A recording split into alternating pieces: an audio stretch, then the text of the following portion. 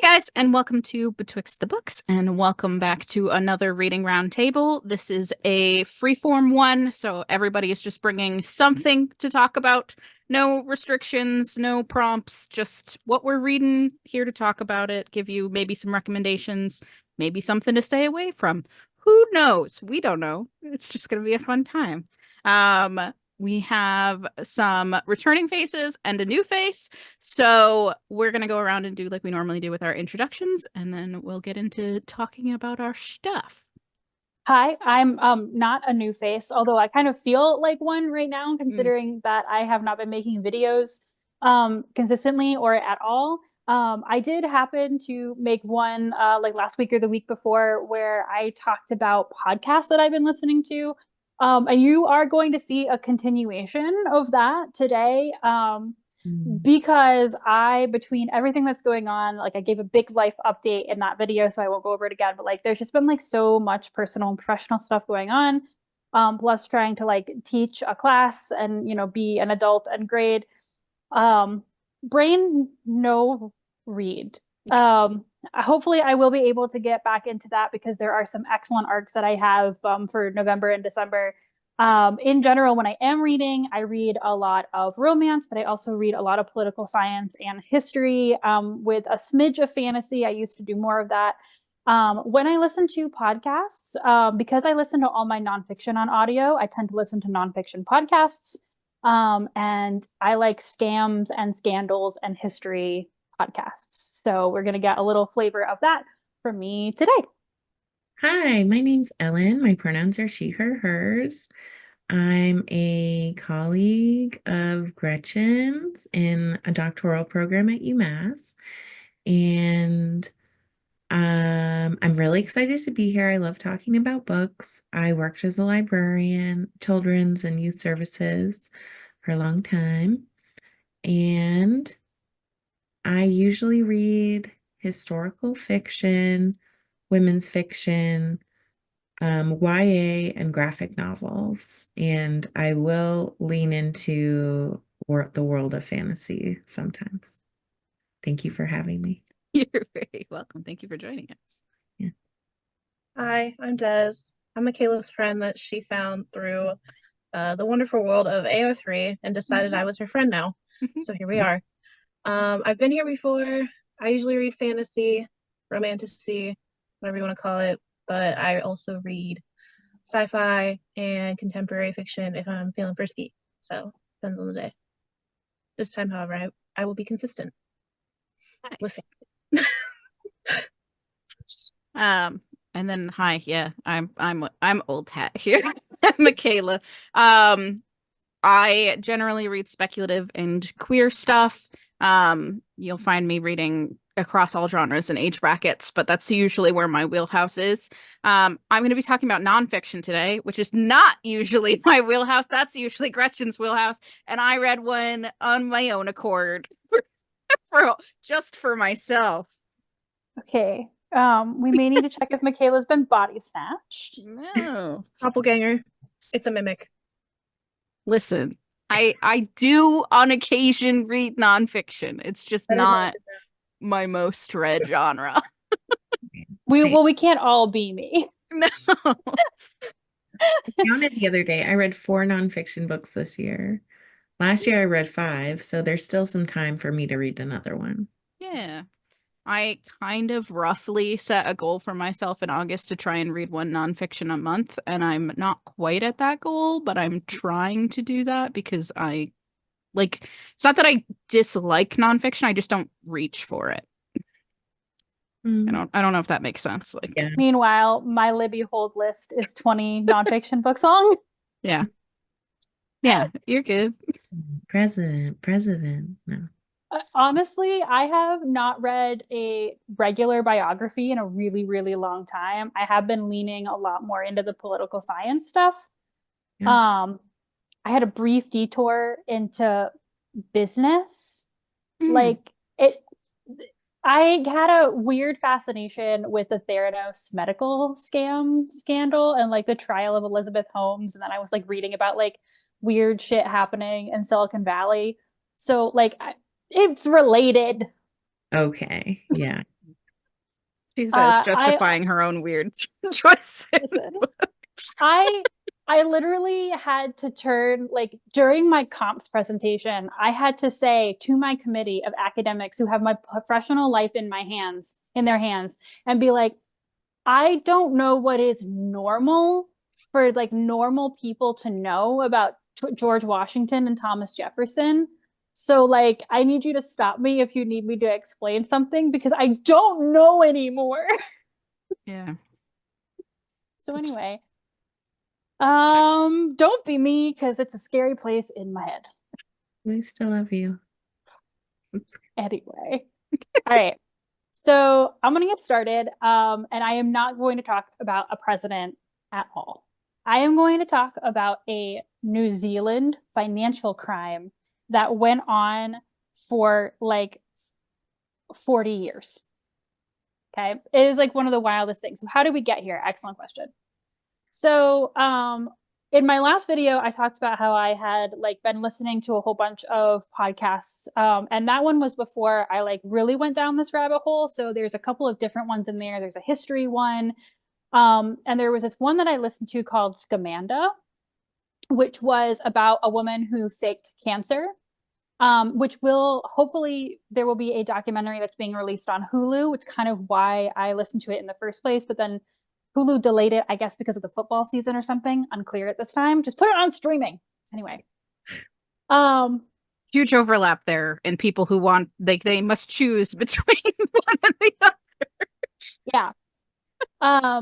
So I don't know why, but I just like really I became like entranced with the psychology of it and how like this person like put together this scam that they had cancer for so long, but then also these different people that were in their lives. And then on the Wednesday after the election, I said, my brain needs to be removed from a thinking space. And I literally went on Reddit and I was like, podcasts like Scamanda.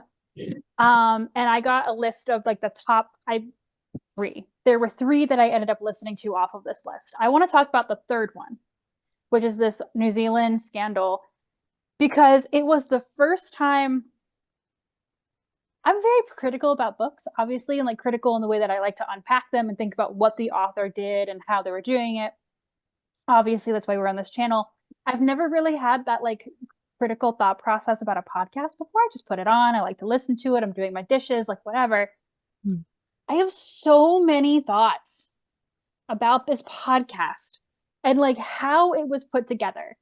But let me explain like the basics. So it's called Clueless, the Long Con. And now Clueless is spelled Klooghless because the guy who committed the financial scam, his name was Barry Clue. And so the title is a pun. He is from New Zealand. And he stole $15 million from 81 victims from a small town in New Zealand. Plenty of these people knew and lived in the same community as this person for over 40 years. He attended the funeral of the retirement legacy that he had put together for a man that he knew who was dying of cancer, who wanted to leave money, to his wife, to his widow, and their 8 children. Stole all that money. It was like over $900,000, I think. He was holding trusts for friends of his and their 2 disabled children so that their disabled children would have money after the parents had passed away because they really didn't want those children to go into a home or anything like that. Took all that money. So these are like, it's not just like a con man. It is like a person who, again, lived in this small community, went to these people's houses, went to barbecues, went to their weddings, their funerals, and he stole $15 million from these people. Was he like a financial guy? Yeah. So in New Zealand, what I learned, they have these things where he has a title. It's like a authorized financial advisor, which means that he has passed a test and like been certified by the government to be a financial advisor. So yeah, this was his job. And then obviously so many of these people really trusted him because they literally lived in the community where he lived. and he seemed to be a good participant of the community and all that type of stuff. The stories themselves, like I said, I mean, I just gave you a brief taste, but they're absolutely heartbreaking. There are 7 episodes, and there is an entire episode basically devoted to literally the long con. The reason it's called the long con is because, again, some of these people, he just held an insurance policy for them for like a decade, and after a decade of him holding the insurance policy, then they gave him their money, right? I mean, this is like decades of this person doing this. This is the longest con I've ever heard of, like the longest lead time, right?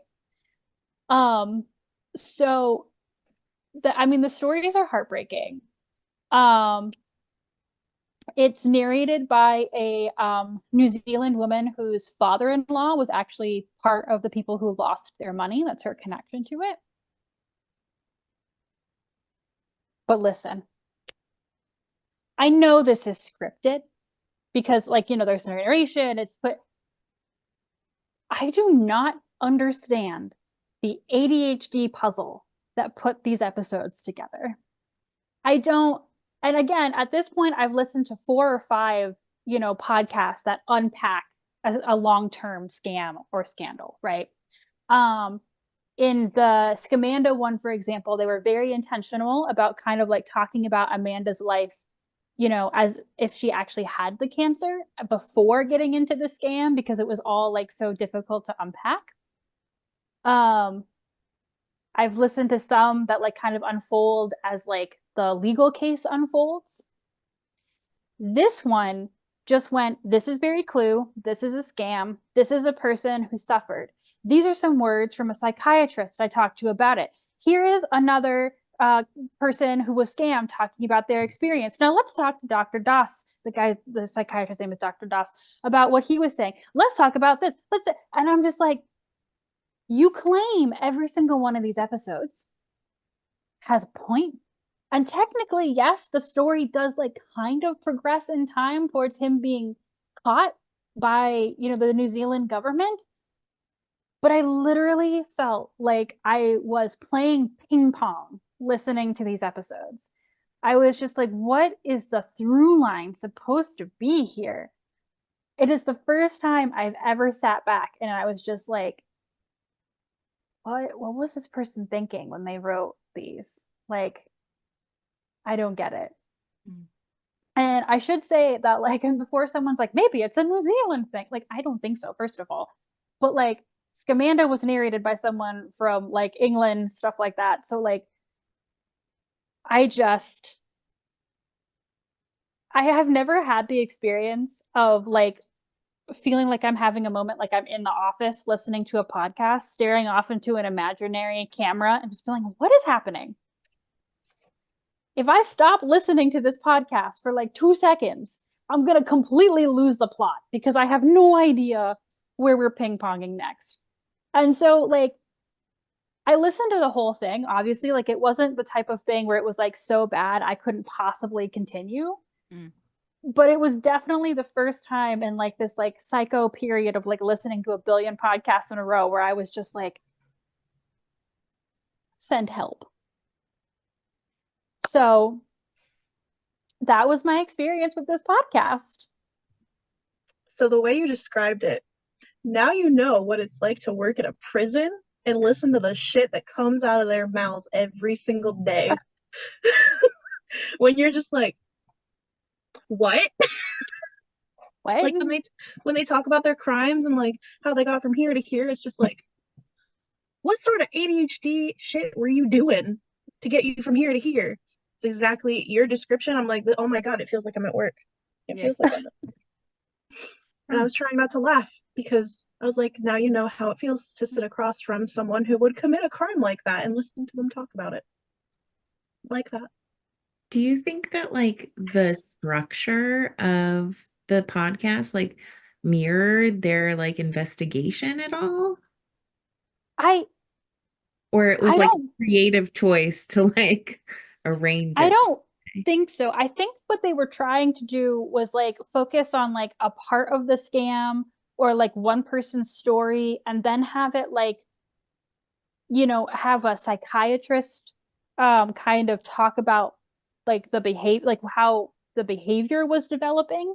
Mm. But it was like I felt like at points I was I was like reading one of my freshman comp essays because there's a lot of like sentences in those essays I feel like, as mentioned previously, or going back to my previous point, or like, but and I was like, that's what this felt like. And I was like, there had to have been a way in this plot or in the plotting of these episodes to have not had to do this, right? Because again, it wasn't even, I think in the beginning episode, they talked about like the day that Barry Clue was caught. And then they kind of go backward, which again is a fairly common trope. But it was like they never stopped ping ponging. Do you think it was one? So, like, some of those types of podcasts, they like do the whole thing, right? Like they like pre-plan it. Like this episode is this episode is this episode is this, so on and so forth, and then they like write it all out and then they publish it all. Do you think this was more of like, I'm just today I want to talk about this, so that's what the episode I'm gonna put out is more so, or do you think No, it was like attempted to be planned and it was just planned poorly? it was definitely planned because the person, like the psychiatrist that she talked to, Mm, she only did one interview with him. It was like okay. a long extended thing, and like parts of that were sprinkled out throughout the last 7 episodes because like the bonus episode at the end is her full interview with him, and you hear the quotes that you've been hearing throughout the course of the season. Okay. So there's no way that it wasn't Like, completely pre-planned because she only talked to him once, okay. as far as I understand it. So yeah, it was a lot. Okay. Interesting.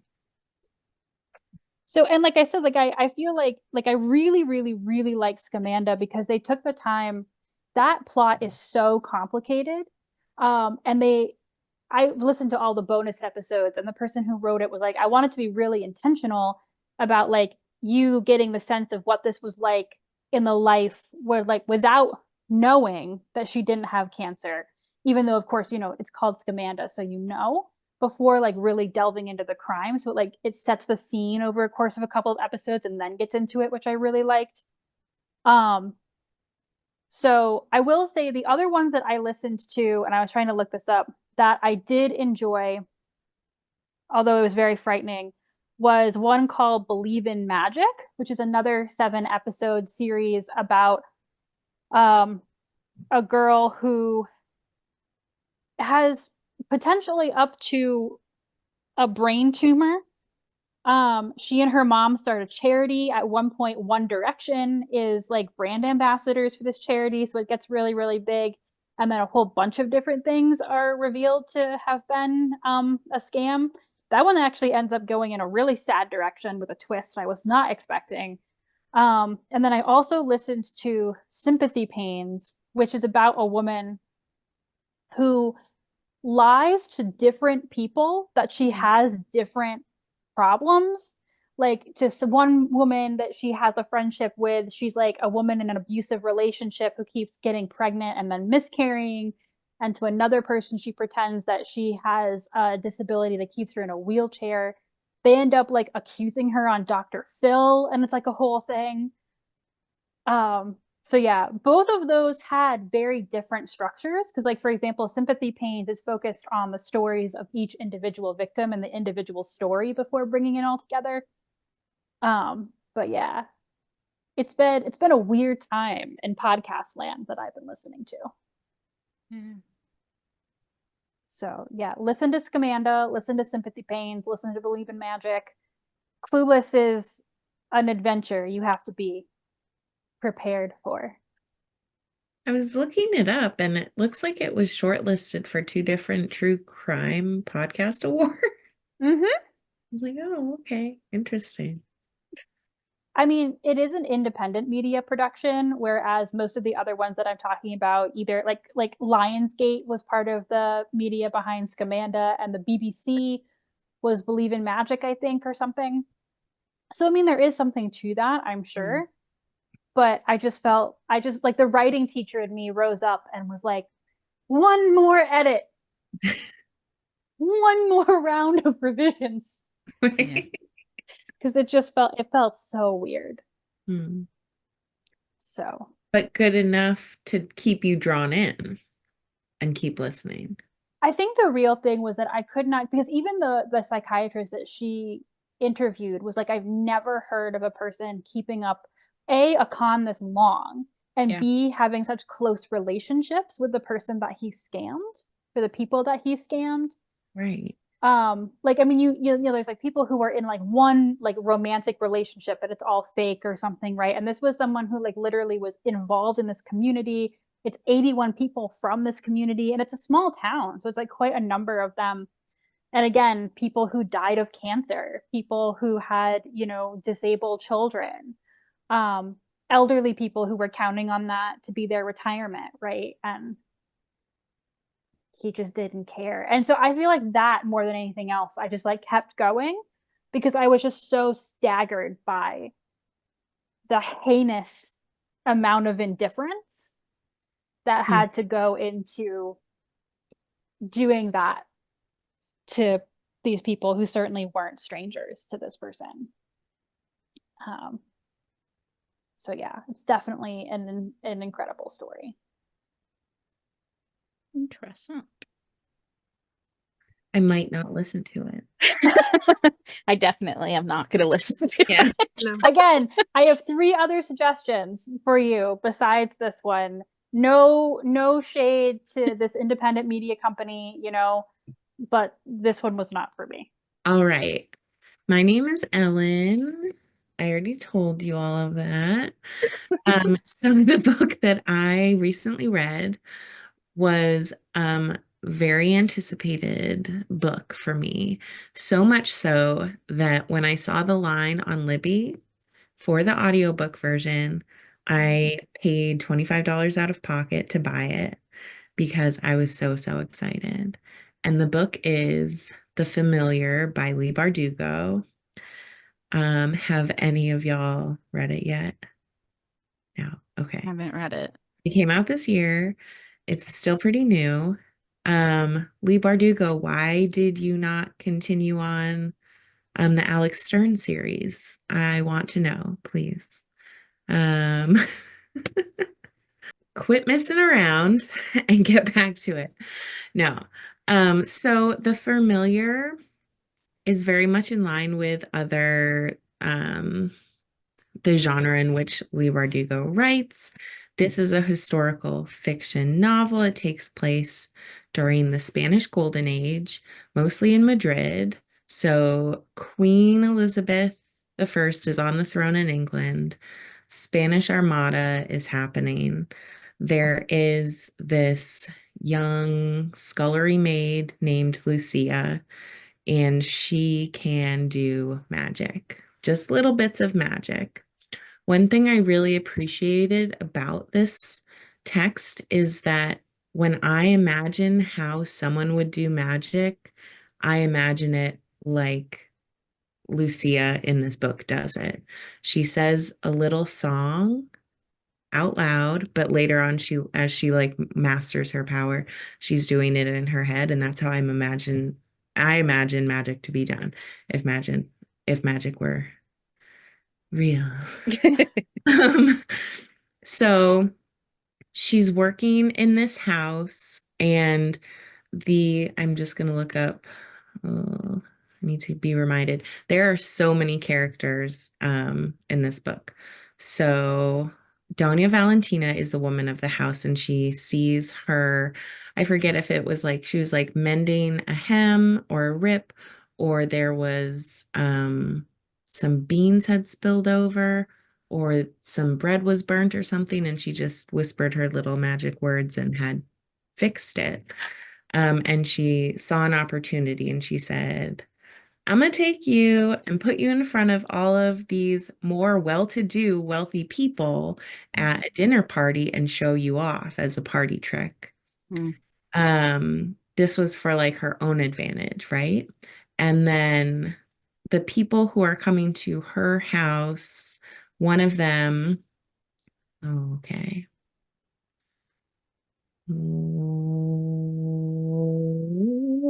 Victor de Perez. He was the secretary to the king at the time, but then someone had like taken his place. So he's like fallen on bad luck too. And he's like, oh, I see. I recognize what this is because he has some magical dealings of his own. Scoops her out of that household and has Santanhel, who is his sort of like partner, attendant, familiar, you might call him, um, train her a little bit and bring her to this competition so they can decide, so Spain can decide who's going to be the miracle worker at the Spanish court. And things move really fast in the first half of the book. And I'm like, whoa, whoa, whoa, what? Slow down. There's all these characters coming out of the woodwork, and it's maybe it's sort of like echoing the experience that Lucia was having as she's being like thrust into this new life. But I think that it could have gone a little bit slower, had a little bit more deeper character development. Mm. Some of the side characters like continue with us throughout the book, and there is some development, but I would like to have a little bit more cushion at the beginning. Mm. So now Lucia is in this competition. Her and Santanhill maybe loving it up a little bit. Um, some dark magic may be floating around. I don't want to like spoil anything. And a lot of other things are happening at the same time. So going back to like the context in which it's set in, so Lucia does have some Jewish blood and Jewish ancestry, which she's trying to protect. She's also trying to protect herself from being labeled as like a witch, also. So, and for like a young woman who's thrust into this like situation, it's like super confusing for her. But I feel like she presents as a really old soul because there's not too much flip-flopping in her mind. And maybe that's just because of like the quickness and the pace of the novel. This is a one-off, but I really think it could have at least been two books, which is one of my biggest criticisms. Um, so she has an aunt who sort of comes in and out and tries to influence her.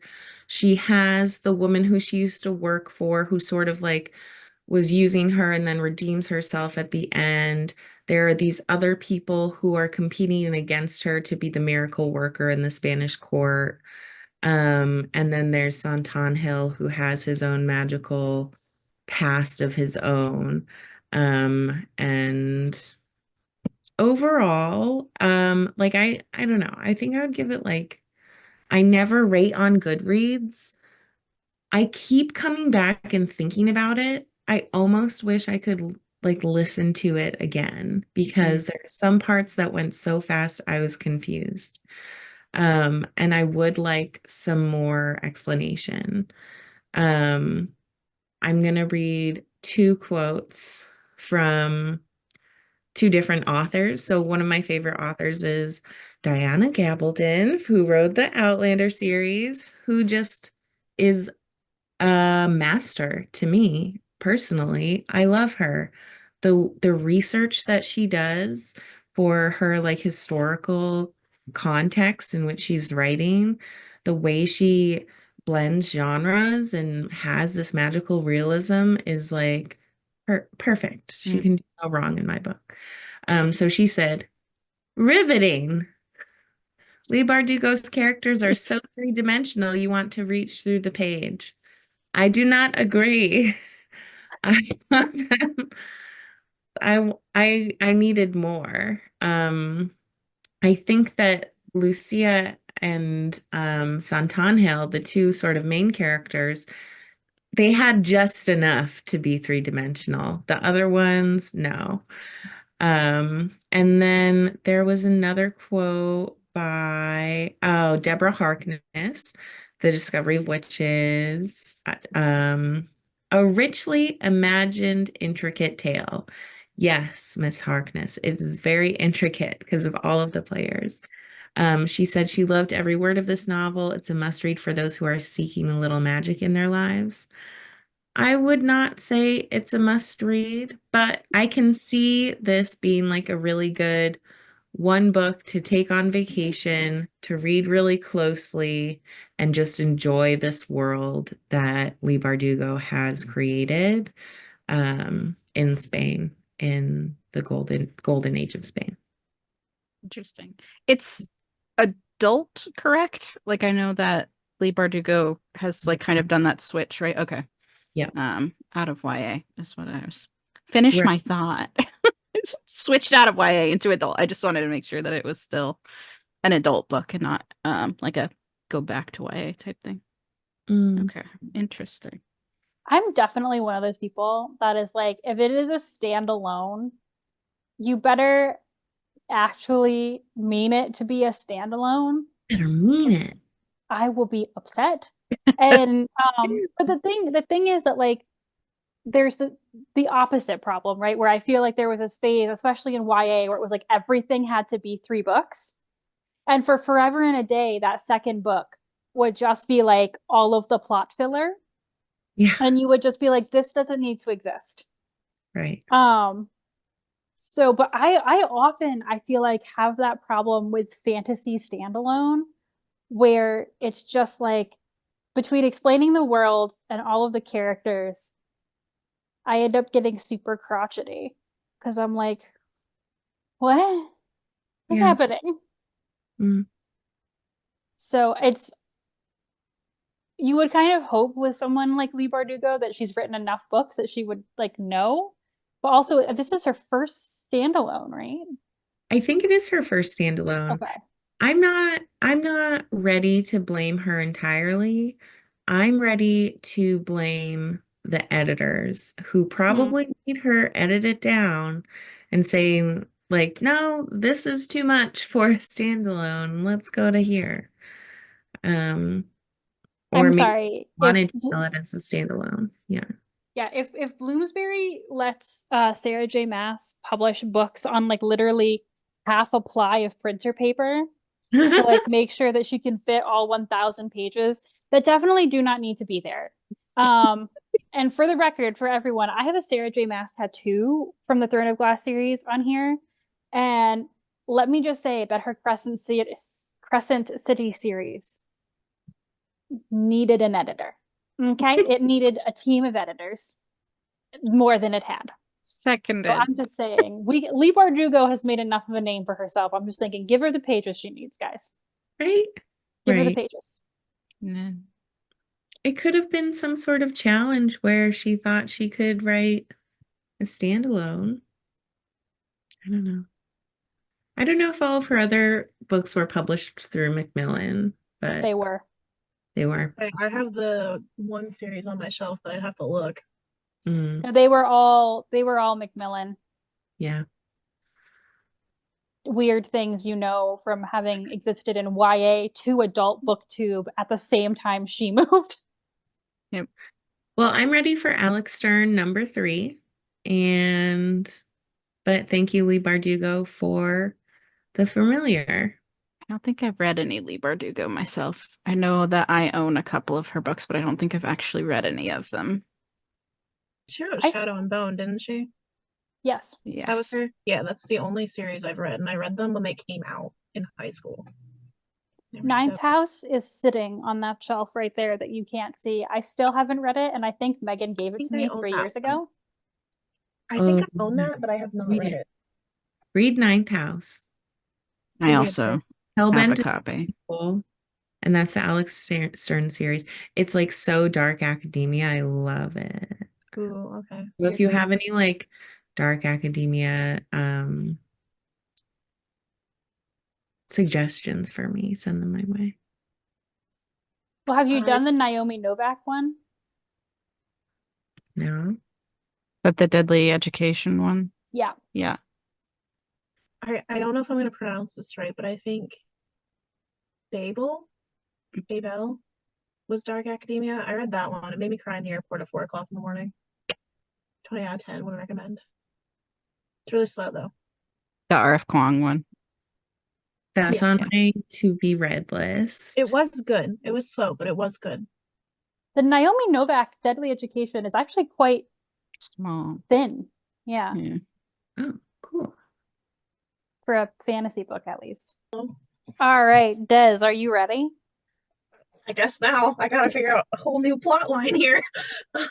Okay, so this is still fantasy, so I'm still behaving, but it is I guess technically a monster lover because it involves merfolk.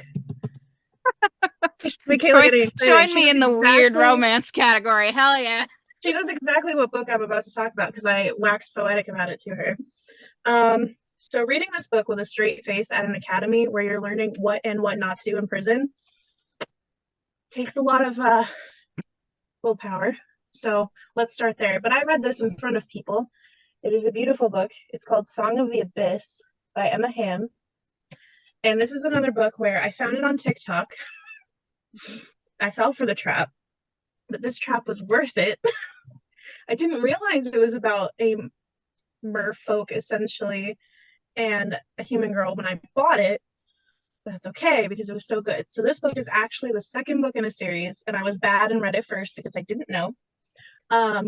But this book is about the big bad evil guy from the first book. Hello, Rem. Don't mind my cat.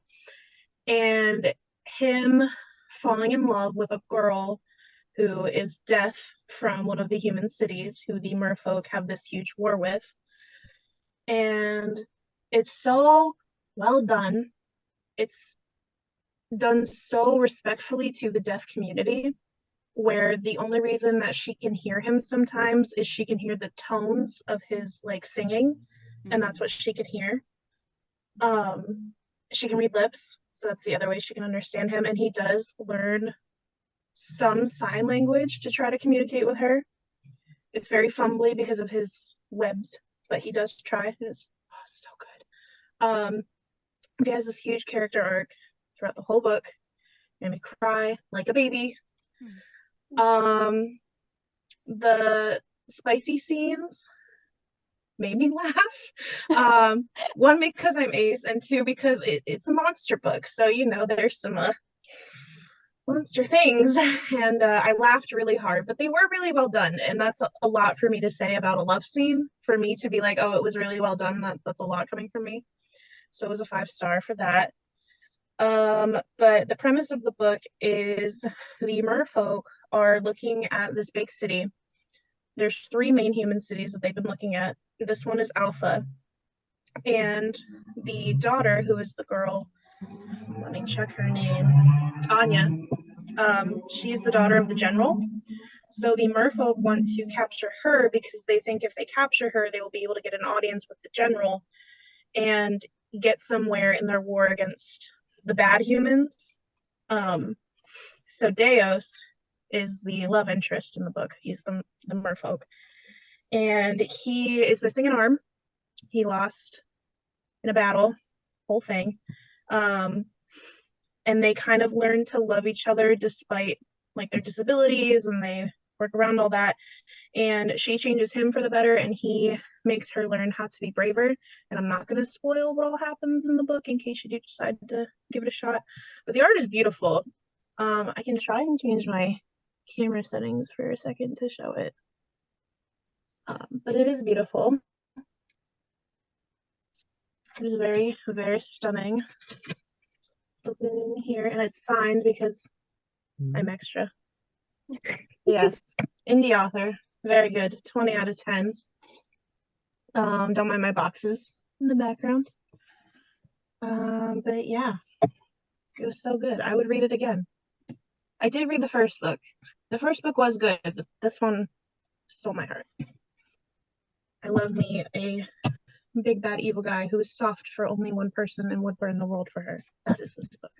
So good. I find it so interesting that I feel like a lot of the like mermaid romance also is disability romance at the same time. Like And it was so well a done. lot. Yeah. Like Interesting. it wasn't like love will cure my disability. It was I love you despite us having these disabilities. How can we learn to love each other with these happening? Yeah. So it was good. It was so good. Getting emotional just like talking about it because it had me in a chokehold. So good. Ooh. Okay. Yeah.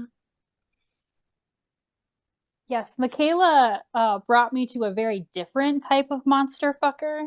Don't stop. And- Don't say that about me. I'm just saying, and I'm not, there's the review.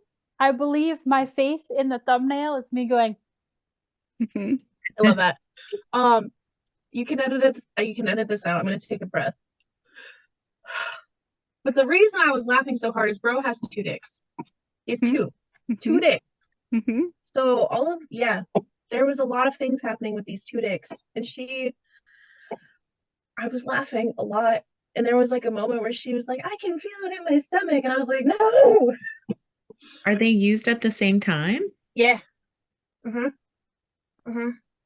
In one spot, same time, one spot. Yep, that happened, and I was like, Oh. "All right," but yeah. So that's why I was laughing. Listen. I mean, to be fair, that position not unheard of in the trio scenario where they're all sleeping together at the same time. They were like talking. He's like, I'm trying to think like how to describe. He's like 12 feet tall, and she's like this tiny little like 5'3" girl, and I'm just like, are you okay? See, I love that TikTok that's like the woman holding like the ruler, and she's like, "This is 8 inches. How do you?" Yeah. So, Katie Roberts. About them both being like almost like a foot long, and I'm like, what? What? No, thank you, no. Yeah. It was funny. Katie Roberts' monster romance series. The first one in that one is called The Dragon's Bride, I believe, and that one is also a character that has 2 dicks. And like everybody's biggest complaint on that book was that the 2 dicks were not used for DP. There was only one at a time, and her whole argument was it's too big. He's a dragon. It's too big. You can't have 2. She would die.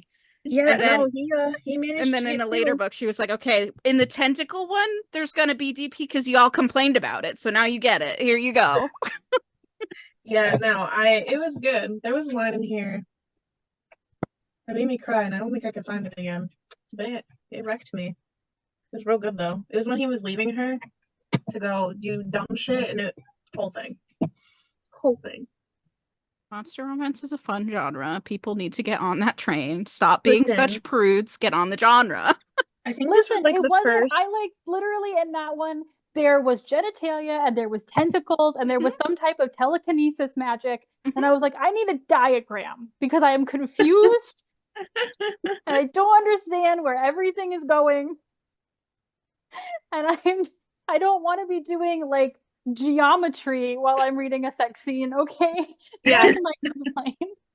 Oh, and the gills. Something happened when like she would touch the gills, and I'm like, okay, this is a little weird. guys. The gill, touch my gills. Pretty much. She's like, touch them some more, and I'm like, whoa, buddy. Yeah. We don't need to do all that. It was good though. 20 out of 10. Always the monstrous body parts are erogenous zones, like vampire fangs and demon horns. Like everybody's like, it's not a normal human thing, so it must be an erogenous zone. I think this was actually like outside of like fan fiction. I think this was the first like monster fucker book I ever read. So I was genuinely like pleased with it. So like that's good.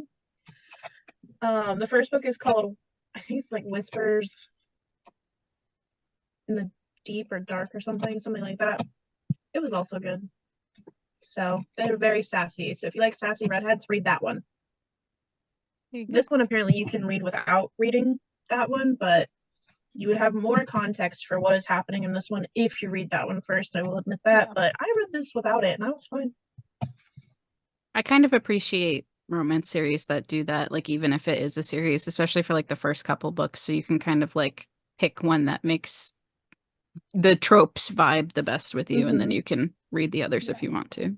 Yeah, Because that's the thing with romance. Like, if you don't like the tropes, you probably are gonna like the book, and then if you have to sit through it to like get to the one that you want, it's like the Yeah. first I one was just like very enemies to lovers, hmm. which made so much sense. This one wasn't quite enemies to lovers because she never really saw him as her enemy.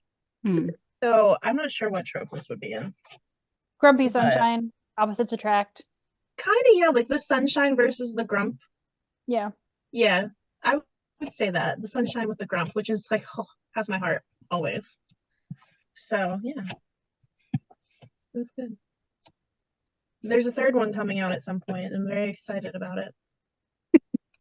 I was kind of hoping they would have like a LGBT one at some point because there's kind of hints of that like sprinkled through here. But I don't know. I think the next one is also like a straight romance. The nonfiction book that I read is called Monsters: A Fan Dilemma by Claire Daterer.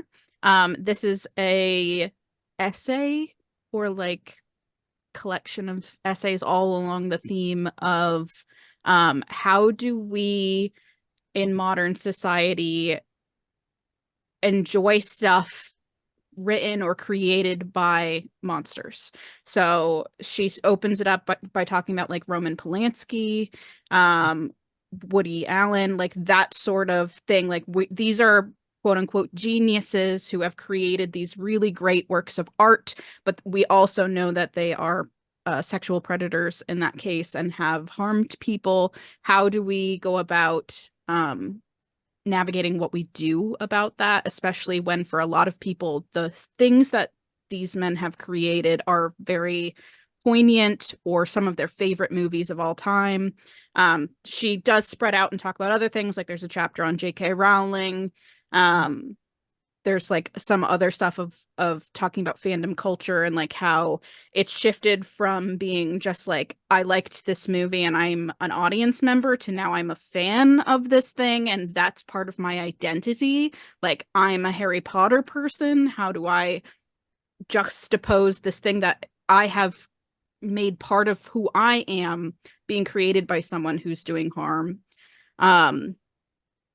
There's a lot of stuff within here talking about the first Trump presidency and sort of like the reaction that happened in the world around that. So I had that happening after just the news that we had in America this week. So I feel like it is poignant again, like if you want to go and look at this, because a lot of it also touches on like people in your real life. There's a lot of people right now who are struggling to figure out whether they're going to cut family members off, friends off because of stuff like this. And like a lot of the essays within here will sort of talk to you about that.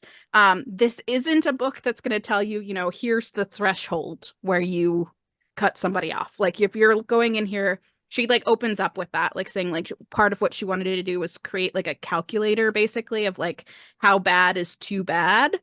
While also talking about how once you learn something about the author or the director or the creator of something, you're always going to know that and you can't like kind of take that away and it stains the work.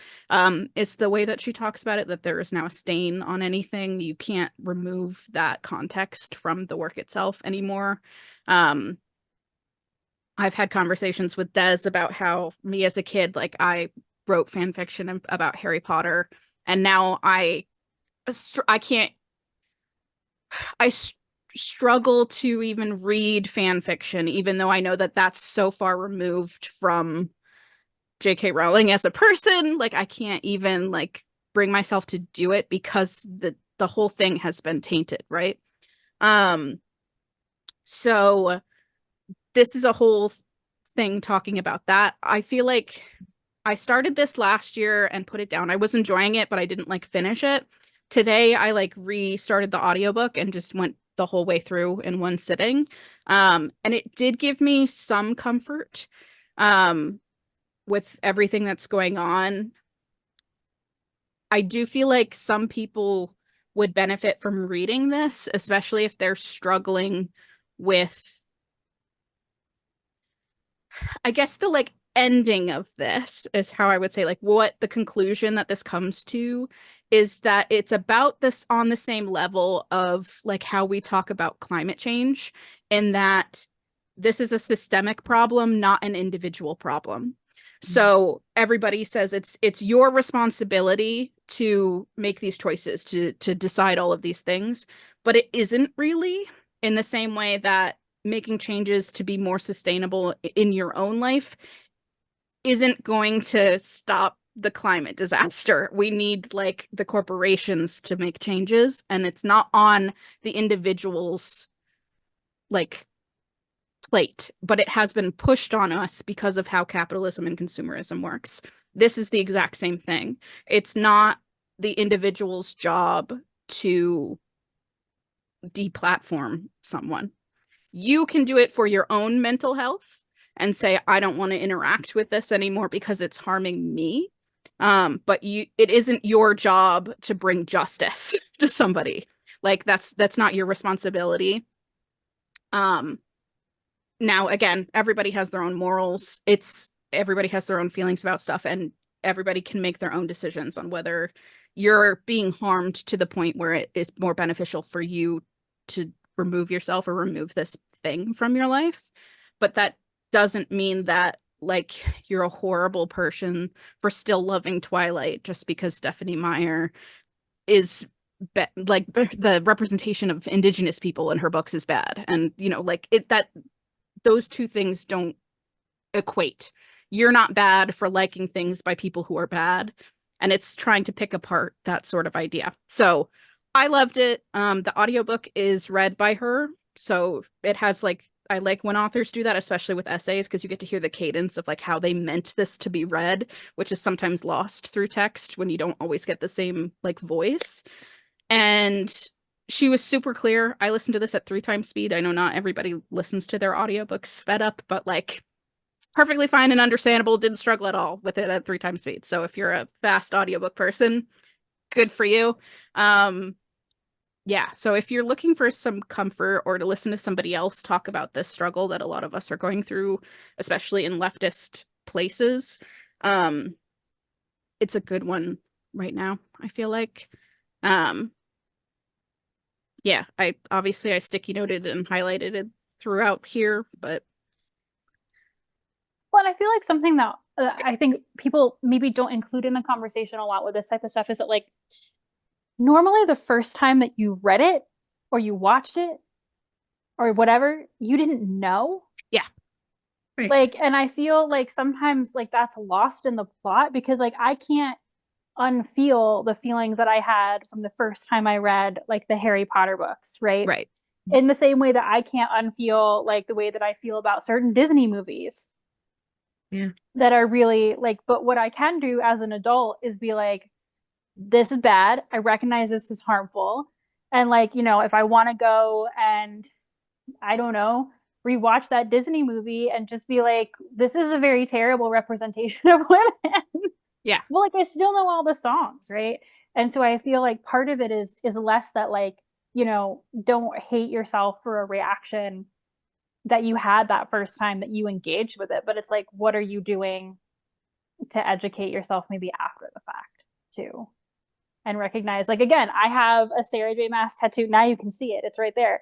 And like, a lot of stuff has happened since I got that tattoo, and it's like people don't assume that I don't know that just because I got that tattoo at one point, right? So I'll read a quote from here because it was like super mindful. Did she write all the essays herself? Yes, yeah, it's all the same author. Becoming overly focused on what we do about monstrous men turns attention away from the real work of #MeToo. By immediately responding, well, are you going to throw away all of the works of X? Critics become handmaidens of capital, moving the focus from the perpetrator and the systems that support the perpetrator to the individual consumer. This is the liberal, enlightened idea of individual solutions. People will make good choices because people are inherently good. Liberalism wants you to turn your gaze away from the system and focus instead on the importance of your choices in late-stage capitalism, and this individual choice becomes irreparably sold to consumer choice. What you consume is what you are. You are, after all, your fandom.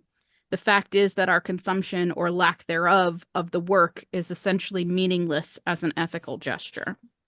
So it's basically saying, like, we want the people who make the things we love to be perfect. That's like this like childish ideal, but no human is perfect. There's a lot of discussion of like, are we so focused on the monstrous people in the world because we see a reflection of ourselves in them? There's an essay talking about like, is it all an obsession of like, how monstrous can you be before other people stop loving you type thing? So like, where's the line? It's all of us trying to figure out where the line is. Like, how quote unquote bad can you be before other people stop loving you? Which I think is a lot of what's going on in people's personal lives right now. People cutting off relationships, like, and other people being like, I don't understand why people are cutting this relationship with me because I don't see it as that bad.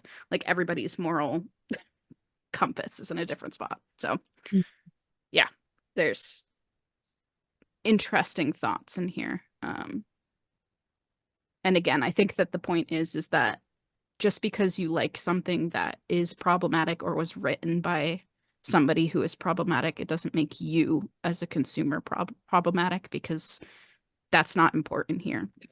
like you reading a book that's problematic doesn't harm another person inherently, or watching a movie or whatever else.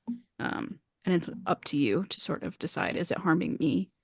That sort of thing. And again, that's different from like platforming someone, or like endorsing someone. So yeah, nonfiction essays read on my own. That sounds really good. I think that this is going to go right on to mine. I think you convinced me to read a nonfiction book. I'm happy about it. Yeah. I'm I'm so sorry, hang unhappy on. about it. Wait a minute. I bring nonfiction to almost every one of these, and ain't nobody ever said that to me. To be fair, like Political half the science. time too, you're like, I hated it. It wasn't. Yeah. I will say, I mean, I know this is like a little bit further to my end of the spectrum, but Kurt Anderson wrote a book called Fantasyland, a 500-year history of America. And it's not as history as that sounds, but basically his entire point is that America has, as like a state of mind, has always had a really weird way of like imagining reality instead of dealing with reality as it is. And so he talks about people who believe in like conspiracies or like, fake news, like all that type of stuff, and like talks about things like, he calls it the fantasy industrial complex, everything from like, fandom and Disney and stuff like that. And I think he's quoting someone, and I feel like I always misquote the quote, but he basically is like, when you have to make the decision of when someone is only taking money out of their own pocket or when someone is taking money out of your pocket, to like kind of make that distinction about when that's coming in, or like when someone's behavior is like really getting there. Specifically, he's talking about people who believe in like conspiracies or like stuff like that, and like when it just becomes something that they do, and when it starts to affect you. I found that book, just as someone who needed to hear some of what he had to say. Again, it's a little bit more in my realm of things, but for other people looking for a book that might help make sense of some of that mindset as well.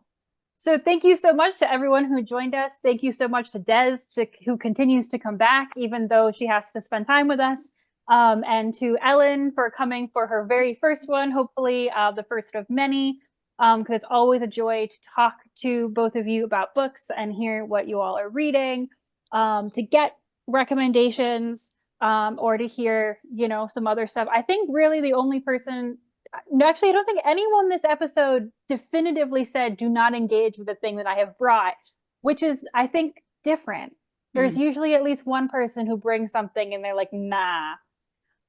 So there was some lukewarm, but there wasn't anything that was like a hard pass. So hopefully you've either found something new to add to your list or been interested in somebody's suggestions. We just always have fun, especially when the world is crazy, just making this time to just sit back and chill with our friends, and talk about books. And it's really awesome. So we really appreciate every time people take the time to do this with us. Michaela and I do plan on doing some duo Betwixt content. We also planned to do that in this month, and that never happened. So we have been working on a very specific book to fulfill one of our buddy reading challenges for a full cast audiobook. That book, however, for a number of reasons, it's a climate, it's a plague, there's a lot of death, there's a government self-destructing. And so for a number of reasons with the events of the past 2 months, it has felt too poignant because it is very depressing. So we have just been reading it very slowly, but we do hope to complete that since that was a rollover buddy challenge from 2023. So fingers crossed on that one. We also have a final themed reading roundtable in December. We will have some guests joining us and everyone will be reading a book that was shortlisted for an award. What award is completely up to the person who's coming, and what book, again, completely up to them, but it just has to have been shortlisted for an award in 2024.